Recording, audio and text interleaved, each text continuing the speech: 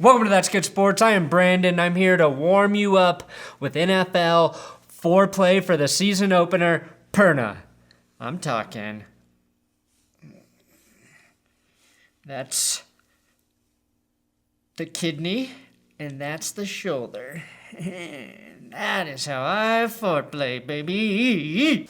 That's right. This week, the Packers-Bears popped the NFL Football 2019 season cherry Thursday night. And that is the only Thursday night game of the year everyone actually looks forward to. I'd throw Thanksgiving into the mix, but by the time the final game airs, most of us are either fighting sleep or with our own family, and it is hard to focus on the game. Today, though, I want to talk about some of the major NFL records, all-time records that could be broken this season, and maybe some of the single-season records that could fall based on some of last year's performances. Spoiler, this episode's going to be very bittersweet for one Brett Favre. Let's get sports.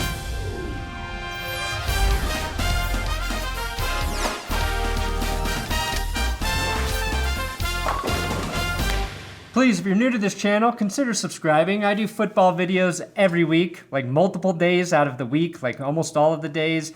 But today's episode is sponsored by Manscaped. Could you guess that it was sponsored by Manscaped today? Hair, beard, chest, back, balls, feet. Hair, beard, chest, back, balls, feet. Science lab? It doesn't matter where you shave, it matters how you shave. The #1 place for total body maintenance is manscaped.com. I have put the Lawnmower 2.0 through the ringer. It is my favorite manscaping tool, and I recommend you try the Perfect Package 2.0 plus peak hygiene plan. It comes with the lawnmower, the plow, the crop preserver, the crop reviver, the pube mat, and a free travel storage bag, and a replacement blade for your lawnmower every 3 months for just $14.99.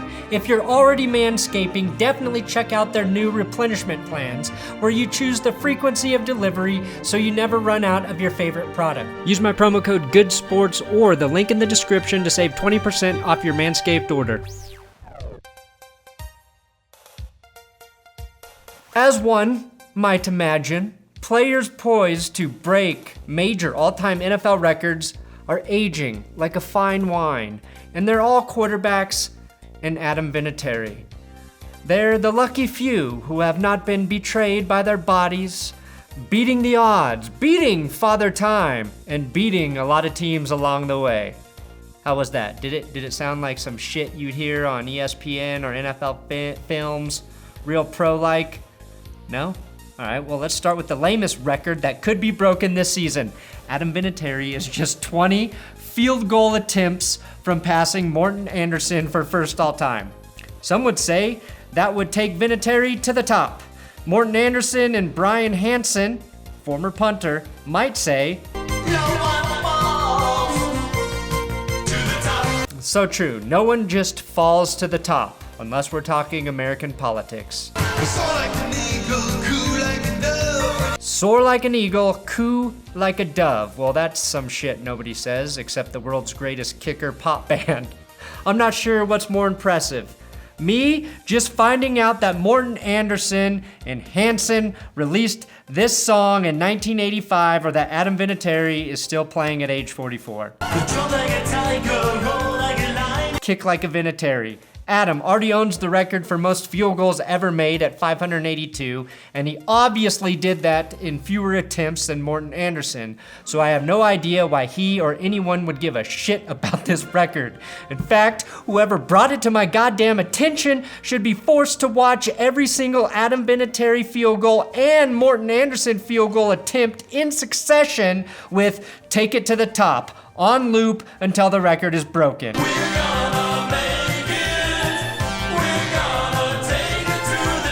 Arizona Cardinals receiver Larry Fitzgerald is entering his 16th NFL season, and like most legendary receivers, won't touch any of Jerry Rice's records. However, he can separate himself from Antonio Gates, tied at 6th for most receiving touchdowns at 116, and with 23 catches, he can pass Tony Gonzalez and become number 2 on the list in receptions at 1,326. And if he can somehow tack on 223 catches, he will catch Jerry Rice. Similarly, I could tack on 35 pounds of muscle just to have a body durable enough to play in the NFL. Drew Brees is 387 passing attempts away from passing Brett Favre for first all-time at 10,169. Bree averaged 32.6 passing attempts per game last season. Using that number and my brain's ability to do mental math, that would have Brees breaking the record in 11.8 games. I forgot to tell you, I'm very good at mental math. Again, nobody gives a shit about attempts. Attempts. Just like nobody cares about how many Tinder messages you send out. It's all about how many times you score. And by score, I mean getting the girl to meet you for dinner and then sneaking out of the restaurant before the bill comes. Free dinner is better than sex, kids. And being alone is better than having to do the lame stuff someone else wants to do half the time. Yes, I'd rather be alone than help you find your social security check on a Friday night. Okay, I may have only dated old women on Tinder. Next record, Drew Brees is 20 passing touchdowns away from eclipsing Peyton Manning for first. This is a big record. He will, though, be competing with Tom Brady, as FYTB is just 23 touchdowns away from tying Manning's record, or breaking it, I forget which one. I hate to say this, but if Tom breaks this record, he will have been far more efficient in doing it than Drew Brees, who is at 9,783 passing attempts, and Brady is at 9,375. That's 408 attempts behind Brees. The good news is Peyton Manning finished his career with 9,380 attempts, which means he's the real fucking GOAT, and we all know it. Manning didn't have the luxury of a safe lead and a top 10 defense for most of his career like Brady. Unless Tom can throw 23 touchdowns in 5 attempts, he will be less efficient in achieving this major NFL passing record than Manning. And here, to end the debate, I will say, right now, if Tom Brady does indeed throw 23 touchdowns and only 5 passing attempts, I will call him the GOAT forever, no arguments. Brett Favre, who had the touchdown record at 508 touchdown passes before Manning broke it in his sleep, was the least efficient, getting to that number with 10,169 attempts. The current record is 539 passing touchdowns, which will not hold this season unless Brees and Brady both retire or die, or retire because they died, or play like Peyton Manning in his final season. Now here's a real record worth celebrating. Steelers quarterback Ben Roethlisberger is 25 sacks away from passing Brett Favre to become the most sacked quarterback in NFL history. Big Ben was only sacked 24 times last season, so 25 in 2019 is going to be close.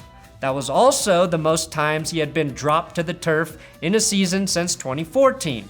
The fun news is that he could break Favre's record with stunning efficiency. Brett was sacked 525 times during his career, and again, that was on 10,169 passing attempts.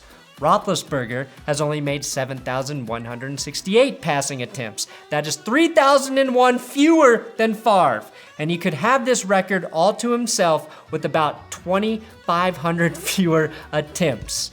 Roethlisberger can retire knowing nobody was better than him at taking a sack.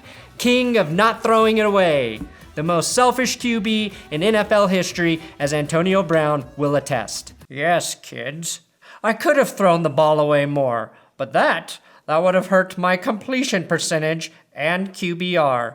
Also, I wouldn't have been able to fake so many injuries that way. It's me, Old Man Ben, signing off. Really don't like the way Roethlisberger talks to his grandkids. Drew Brees is also chasing Brett Favre and is just 5 pick sixes away from supplanting Brett as the all-time pick 6 leader in the league. He needs 1 pick to tie Joe Namath, 2 to tie Dan Marino, and 6 to be king shit of helping defenses score touchdowns. It seems fitting to own the TD passing record for both sides of the ball, though.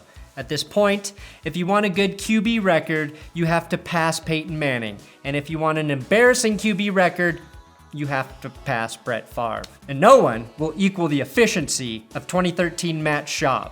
But you have to respect the longevity of this feat that Drew is chasing. Schaub, of course, had 4 pick sixes and just 358 passing attempts in 2013.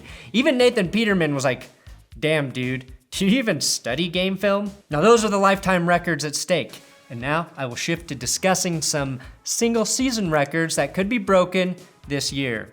All made possible by the NFL's removal of defenses throughout the seasons. Julio Jones is chasing the most receiving yards in a season. Julio wants to pass Calvin Johnson's 2012 record of 1,964 receiving yards.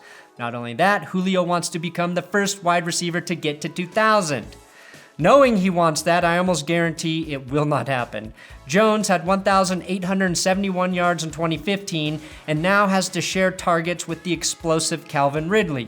Julio didn't even score a touchdown until week 8 last year, but did finish with 1,677 yards. That's 323 yards away from his ultimate goal. And I don't know where he'd make that up, unless the Falcons play the Buccaneers defense 4 times a season.